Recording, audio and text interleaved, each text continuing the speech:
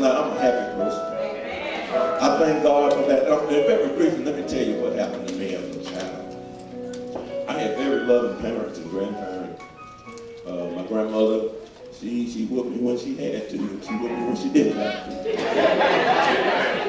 Made you go get the switch and all that, you know. But not one of those whippings was not deserved.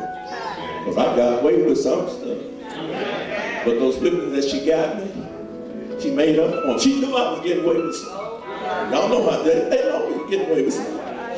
And but as a child, there was a lot of things happening to me that took a lot of sensitivity out of me in the right areas. I'm not oversensitive in some areas. And I'm just very briefly share this with you, maybe to help you. I remember the last Christmas that I got excited about a present. Because see, Christmas should never be about you getting a present. It should never have been about that. And we have trained our children to expect stuff on Jesus' birthday. Y'all staying there with me? You've been whooping them all year because they haven't been behaving, and you reward them at Christmas. But there was a situation where, and y'all didn't ever do this, but my mom would put stuff on layaway in July. And Lucas McCain on the rifleman, you know, he had that nice rifle, had that Luke. Anybody remember the rifleman? Y'all don't know, I'm too old to talk about it. But anyway, he had a rifle, a Winchester, that had a big, on the handle on that, where the trigger come up into a big old circle. Yeah, and so he could flip it around, he could shoot it real fast. They came out with a BB gun like Lucas McCain's rifle. And my mom put it up on level. And they gave it to somebody else because it was the last one in the store. And I don't get into why they gave it, but they gave it to somebody else. Even though she had been paying her, they gave her money back. And it disappointed me. And I was a kid, I was about 6 years old. It was a BB gun. And I said, you know what? Because it hurt. And I thought, I'm not going to go through that again. And from that day, I never did want anything material during Christmas. And I made up in my mind that all during the year would be Christmas. Now, you can ask my children, they got their bicycles in the summertime. They didn't know they were going to get them. I'd take them to Kmart. They didn't know what they were going in there for. I said, y'all pick out a bike. For real? Huh?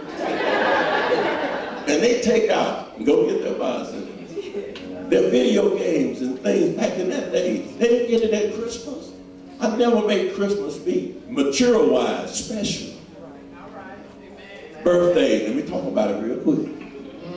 I was 4 years old. Mother gave me the most wonderful birthday present. Party. I had little hats, pointed hats. Some things you blow and it go out there and come back. I had a water pistol, I had a little reservoir. You put the water in a little thing on your side here, and it had a little hose coming up to the gun so you could shoot a long time. That was my 4th birthday. 5th birthday, their money was short, and they couldn't give me a birthday party, and it hurt.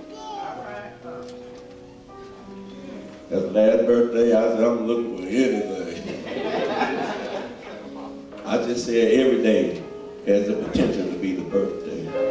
I celebrate the day, that particular day, that the kids, or, you know, my wife was born. But don't be wrapping yourself up into presents and material stuff. If you're not making life nice throughout the year, help me with that. I started dating Sister Valerie back in '68. Help me. I bought her lunch every day.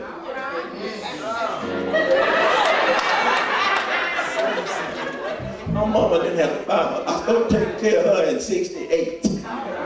Oh, I'm bragging.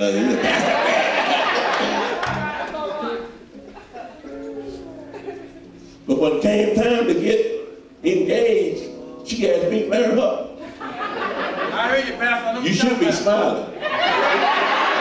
That's true. That's true. But I treated her nice. And she was nice to me. And Donald Nelson, many of y'all know Donald Nelson. Donald Nelson in the cafeteria come through the line. He just knew that she and I were going to get married. He used to tease us all the time. One day she wasn't in line. I had 2 trays. And he looked around, he said, he thought she was sitting at the table waiting on me to bring her the tray. Y'all not in here. I said, no. I said, I'm eating 2 trays today. But when they saw me, they saw her. And if they won't take good care of you before they marry, I'm getting some amen. I go fishing and I fillet the fish, but we just dating. We're in high school. I'm trying to take care of her. And all I'm trying to say is that if you want to do for people through the year, don't take no special day. Valentine's Day comes, you haven't talked to him and her in 3-4 months. Then Valentine's Day, you want a big box of chocolates. And you want dozens of roses. And then as soon as the chocolate has been eaten and the fire will fade, you start cooking, you start cooking.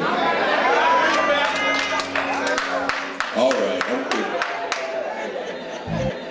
I got that out of my system. I'll take that off my preaching time.